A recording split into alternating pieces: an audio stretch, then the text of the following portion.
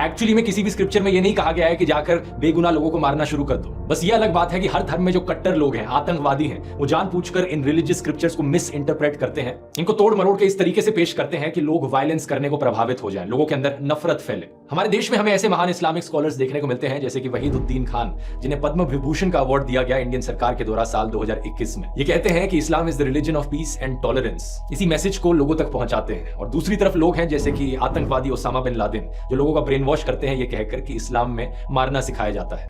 दुर्भाग्य से bin Laden इस्लाम के सिद्धांतों को छोड़ करके जो मानवता का रक्त बहा रहे हैं, निर्दोष लोगों के प्रति मार रहे हैं, आपका संगठन उनको राह पे लाने के लिए कुछ प्रयास क्या कर रहा है? धन्यवाद।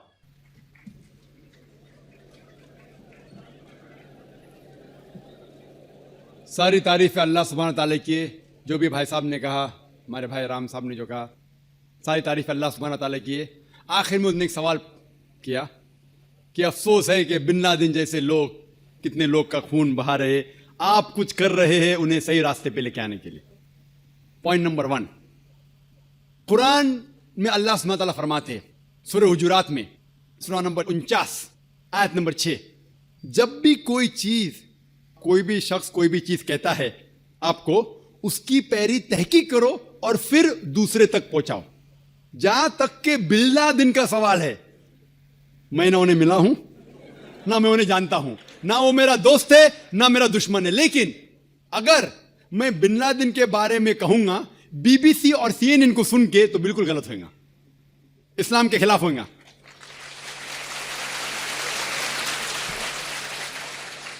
मैं ना बिन लादेन का दोस्त हूं, ना उनका दुश्मन हूं, लेकिन मैं बीबीसी और CNN को अच्छी तरीके से जानता हूं। मैं मीडिया का आदमी हूं, जो भी ये गलत फहमियां हैं इस्लाम के बारे में, मैं कह चुका हूं, इसके दोषी है मीडिया। अगर आप कहोगे कि मैं बिन लादेन के बारे में कहूं खाली मीडिया को सुन के CNN और BBC में, तो मैं कुरान के खिलाफ जाऊंगा, और मैं कुरान के खिलाफ जाना नहीं चाहता हूं। लेकिन आपने जो कहा कि खून बहा रहा है 1000 लोग का, ये बिल्कुल सही है। अगर हम ये जानते हैं, आप CNN देखेंगे, BBC देखेंगे, हमें ये मालूम पड़ता है CNN से, जो अमेरिकन मीडिया है, कि जॉर्ज बुश ने अफगानिस्तान पे हजारों लोग का कत्ल किया। अगर आप मुझसे पूछेंगे टेररिस्ट नंबर 1 कौन है, तो मैं कहूंगा जॉर्ज बुश।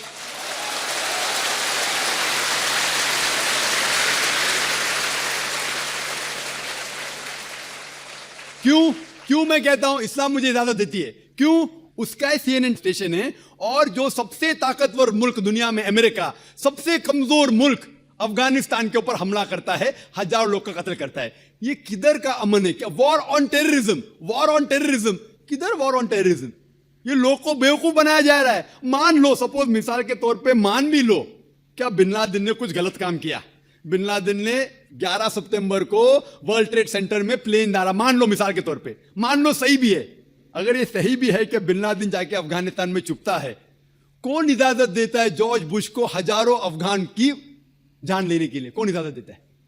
ये तो सिर्फ दाव पेज है पॉलिटिक्स का। अगर आप पढ़ेंगे अमेरिकन साइट के ऊपर, इंटरनेट पे जाएंगे, तो कितने अमेरिकन लोग ने कहा कि ये वर्ल्ड ट्रेड सेंटर को किसने गिराया, कितने हाइपोथेसिस है। मैंने कहता हूं कौन सही है। कितने हाइपोथेसिस में यह भी लिखा है कि जॉर्ज बुश ने खुद किया। मैं नहीं कहता, अमेरिकन लोग कहते। मैं ये नहीं कहता हूं कि ये जो लिखा है सही है। ये सही भी हो सकता है, गलत भी हो सकता है, इसकी तहकीक में नहीं किया हूं। लेकिन ये जानना जरूरी है, अगर आप मीडिया की बराबर जांच पड़ताल करें, तहकीक करें, तो ये पॉलिटिशियन लोग अपने वोट के लिए किस तरीके से इंसान की जिंदगी से खिलवाड़ करते हैं। मिसाल के तौर पे अभी इराक में Saddam Hussain, weapons of mass destruction. तो मैं सद्दाम हुसैन का भी दोस्त नहीं हूं। अफसोस होता है कि जो चीज वो कर रहे इस्लाम से कई दूर है। वो इस्लाम के नाम के ऊपर मेरे हिसाब से, जो मैं जानता हूं उनके बारे में, कलंक है। वो अलग बात है। लेकिन फिर भी उसके खिलाफ जो जॉर्ज बुश ने कहा, वेपन ऑफ मास डिस्ट्रक्शन, कितने महीने हो गए, एक भी वेपन मिला नहीं मिला। खुद अमेरिकन इन्वेस्टिगेशन कह रही है क्या जानबूझ के उन लोगों ने अटैक किया इराक के ऊपर, अफगानिस्तान के ऊपर ऑयल के लिए। तो आप मुझसे कहेंगे कि मैं क्या कोशिश कर रहा हूं कि जॉर्ज बुश तक के पैगाम पहुंचाऊं, कई लोग कहते, जब मैं तकरीर करता हूं, कि कई मुसलमान कहते कि या अल्लाह सुब्हाना व तआला जॉर्ज बुश को मौत दे। मैं ये नहीं कहता हूं। अगर आप पढ़ेंगे तारीख का मोहम्मद सल्लल्लाहु अलैहि वसल्लम की जिंदगी के बारे में, जो दो शख्स जो इस्लाम के मुखालिफ थे, दोनों का नाम था उमर। मोहम्मद सल्लल्लाहु अलैहि वसल्लम ने ये दुआ की कि दोनों में से एक उमर को हिदायत दे। तो मैं भी दुआ करता हूं कि जॉर्ज बुश को अल्लाह ताला हिदायत दे। जो शख्स इतना ताकतवर है, इस्लाम के खिलाफ काम कर सकता है, अगर अल्लाह उसे हिदायत दे तो इंशाअल्लाह इस्लाम के लिए कितना फायदेमंद हो सकता है। और ये बात मैं अमेरिका में भी कहा हूं, वो सही रास्ते पे आए या ना आए, मेरा काम है, अल्लाह ताला कहते फज़क्किर इन्नमा अंत मुज़क्किर, मेरा काम है जिक्र करना, हिदायत देना तो अल्लाह के हाथ में। अगर आप देखेंगे कि अनफॉर्चुनेटली, अफसोस की बात है कि मीडिया के जरिए कितनी गलत फहमियां फैलती है। एक आम मिसाल दूंगा मैं कि जब हिंदुस्तान आजाद नहीं था, ब्रिटिशर्स इस देश के ऊपर हुकूमत कर रहे थे, उस टाइम 60 साल पहले कई हिंदुस्तानी इस देश के लिए झगड़ा कर रहे थे। सही है कि नहीं? झगड़ा कर रहे थे। लेकिन ये लोग जो अपने देश की आजादी के लिए झगड़ा कर रहे थे, ब्रिटिशर्स लोग उन्हें कहते थे टेररिस्ट, दहशतगर्द। लेकिन हम आम हिंदुस्तानी कहते थे कि वो है देशभक्त, पेट्रियट। सेम इंसान, सेम काम कर रहा है, लेकिन दो लकब, टू डिफरेंट लेवल्स। अगर आप ब्रिटिशर्स के नजरिए से वाकिफ है कि उन्हें हक है हिंदुस्तान के ऊपर हुकूमत करना, तो आप बेशक कहेंगे कि ये जो लोग थे भगत सिंह और जो लोग देश के लिए झगड़ रहे थे, उनको आप कहेंगे टेररिस्ट, दहशतगर्द। लेकिन अगर आप हिंदुस्तानी के नजरिए से वाकिफ है और ये तस्लीम करते हैं कि ये जो ब्रिटिशर्स लोग हैं तिजारत करने के लिए हिंदुस्तान में आए थे, उन्हें कोई हक नहीं हम पे हुकूमत करना, आप कहेंगे कि ये लोग देशभक्त थे, दहशतगर्द नहीं थे। सेम आदमी सेम काम कर रहा है, टू डिफरेंट लेवल्स। तो इसीलिए लेबल देने के पहले हमें यह तहकीक करना चाहिए वो किसके लिए झगड़ रहा है। लोग मुझे पूछे कि बॉम्ब ब्लास्ट करना सही क्या गलत है? गलत है, आमतौर पे गलत है। मैंने कह चुका हूं मैं तकरीर में, अगर कोई भी इंसान एक दूसरे इंसान का कत्ल करता है सिर्फ 2 वजह के लिए, अगर न कातिल हो या इस धरती पे फसाद फैला रहा है, इस 2 वजह के अलावा कोई भी इंसान दूसरे इंसान का कत्ल करता है, वो ऐसा है कि सारे इंसानियत का कत्ल कर रहा है।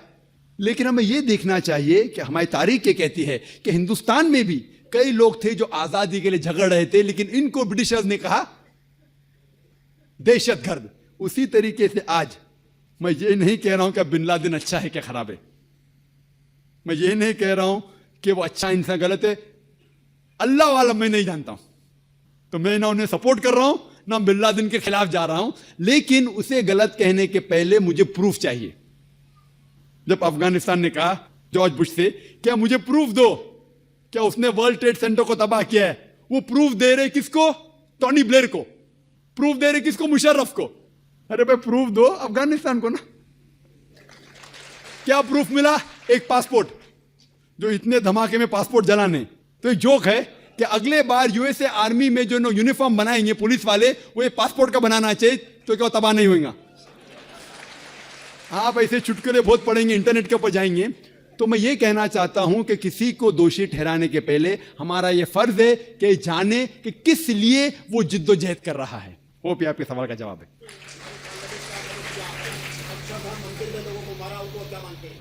भाई साहब ने अच्छा सवाल किया कि जिन लोगों ने अक्षरधाम मंदिर के ऊपर हमला किया, क्या वो सही है? बिल्कुल गलत है। जिन लोगों बोलो तो गलत है। आप किसका नाम लेंगे तो मैं जानता नहीं किसने किया। अगर आप बोलेंगे मोहम्मद ने, क्या मोहम्मद सही है क्या गलत है, मैं भाई मोहम्मद को नहीं जानता हूं। सही अपना। अगर आप ये पूछेंगे कि जिन लोगों ने अक्षरधाम मंदिर के ऊपर जो हमला किया वो सही है क्या गलत है, बिल्कुल गलत है। 100%, 100% गलत है। कुरान की आयत है, कुरान की आयत है कि उन लोगों को मत सताओ जो लोग धर्म की तरफ है, भले वो मुस्लिम नहीं है। कुरान की आयत है कि मॉनेस्ट्रीज को मत तबाह करो, चर्च को मत गिराओ, सिनेगॉग को मत गिराओ। कुरान की आयत है। इस्लाम में हराम में कोई चर्च तबाह करना या सिनेगॉग या मंदिर बिल्कुल गलत है।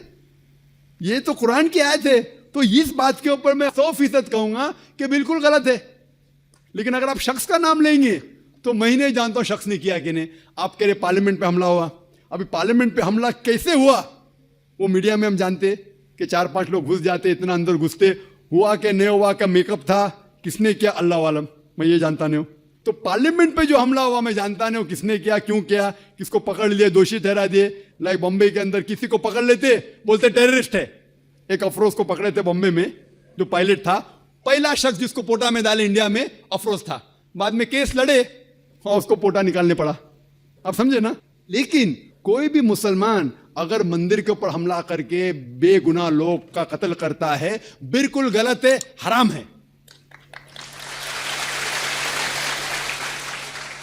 खुशामदीद दोस्तों, उम्मीद रखता हूँ आप लोगों ने वीडियो को पूरी देखी होगी और पूरी एंजॉय भी किया होगा। अगर आप वीडियो में देखें तो ये बंदा कह रहा है कि इस्लाम हर मज़हब का जो है ना कोई रोल होता है, और इसी तरह हर मज़हब में कोई ना कोई लोग ऐसे होते हैं जो ऐसा काम करते हैं जिसकी वजह से वो लोगों की नज़रों में बुरा लगे और लोगों की नज़रों में जो है ना वो दहशतगर्द ठहरे या आतंकवादी वगैरह ठहरे।